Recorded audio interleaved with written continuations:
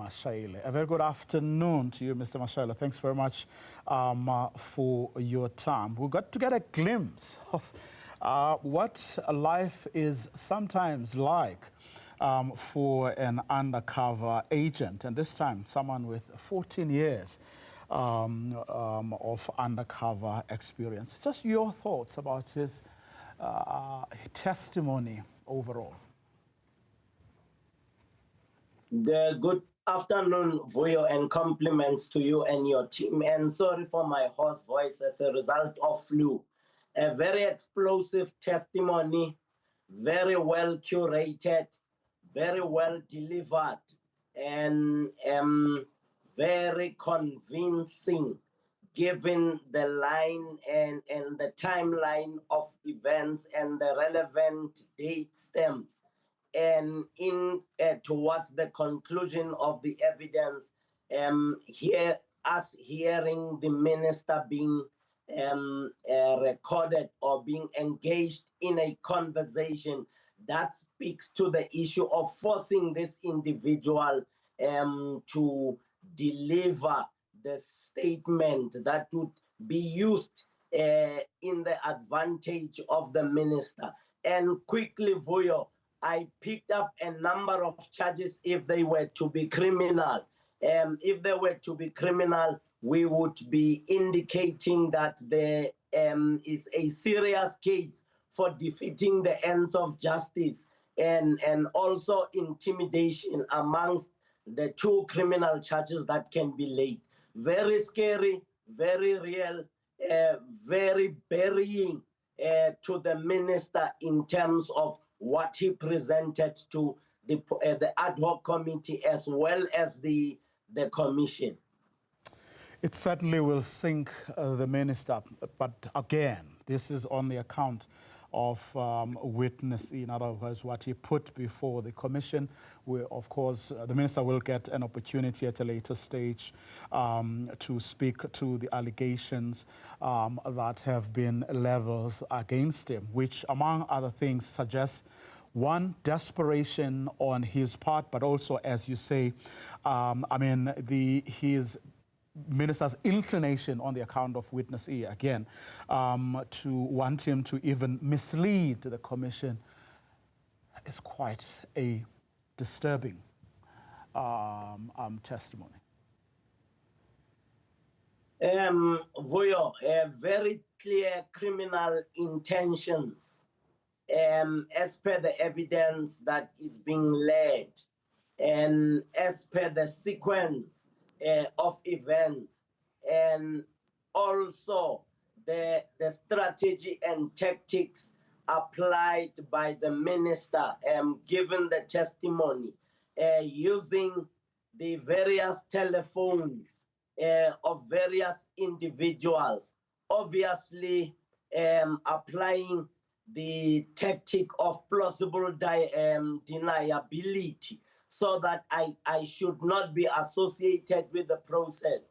But those who are good with investigations, like we hear witness E, were able to connect the dots in terms of experience and are now sharing their experience and expertise with regard to what they call linkages for your in the police.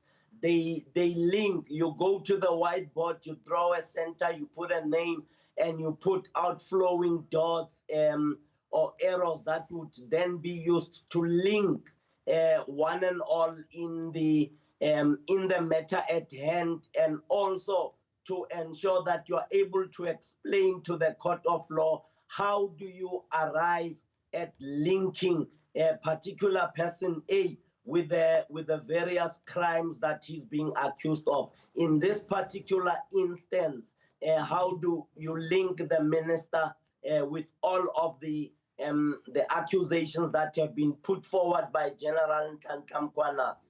The use of many cell phone numbers creates suspicion and casts aspersion on the honesty as well as the integrity of our honorable minister. In fact, so desperate was he, the minister that is, that he even threw caution out of the window, because I mean he had previously not wanted to speak on a normal telephone line, but rather through WhatsApp calls. But he got to a point where that didn't matter anymore, but because that's how desperate he actually wanted the statement that witness E had to draft. I don't know whether that means he was desperate because he wanted to clear himself, or he was desperate to conceal, on the back, of course, of what witness E had to say about how desperately the minister even wanted him to mislead the commission, as far as it's concerned.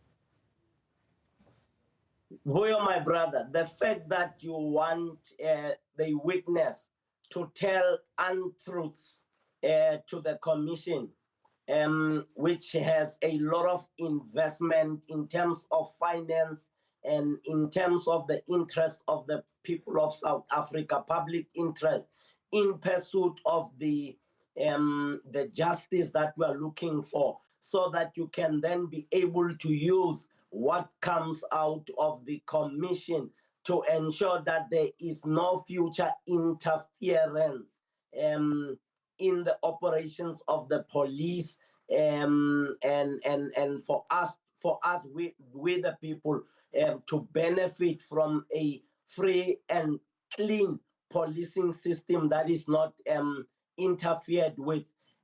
When you do what we have had witness E put up, we realize that you wanted to sabotage the system so that it gives you leverage, it gives you mandate. I think based on the chain of events, Vuyo, I am connecting my own dots why there must have been a desire and a need for an immediate disbandment or disestablishment or destruction of the PKTT. Just listening to witness A and connecting the dots with regard to what we have heard in the past, I now understand why is it that it should have been immediately. Just before we end this conversation, some other disturbing details. I mean, we've always known that there was a lot wrong going on within crime intelligence. In fact, only this morning there was a case at the Pretoria High Court about the slush fund.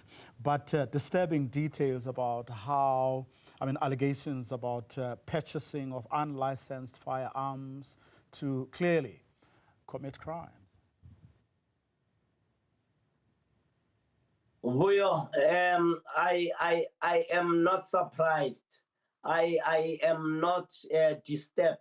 In fact, it has reached a stage of nauseating crime or criminal intentions, as well as activation of strategies and tactics that are not helping us as the Republic of South Africa in dealing with crime, but actually contributing towards the crime stats.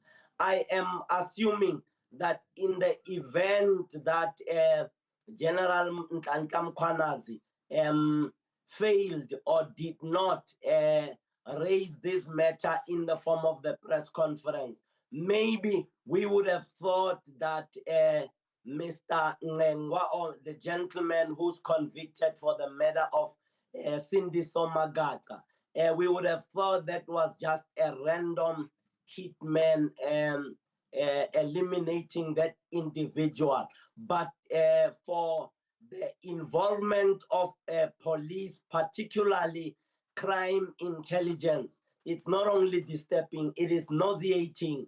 Vuyo, you don't know who to trust. Remember, Vuyo, when we had private discussions, you and I debating last year at Madlanga Commission, I spoke about application of zero trust around security, around law enforcement, and many other institutions that would speak to security, either personal, property, or national. So for these behaviors tell you that there would be elements if not some rogue, do I want to say units?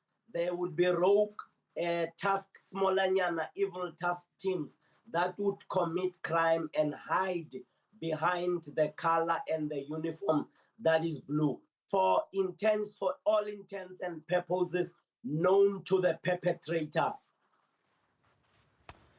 Andy Mashaile, retired Interpol ambassador and security strategist, on his take from the testimony that was shared with the Commission today by witness E, who alleges that even after he was suspended, Minister Mkhulu consistently phoned him and trying to coerce him to testify in the minister's favor.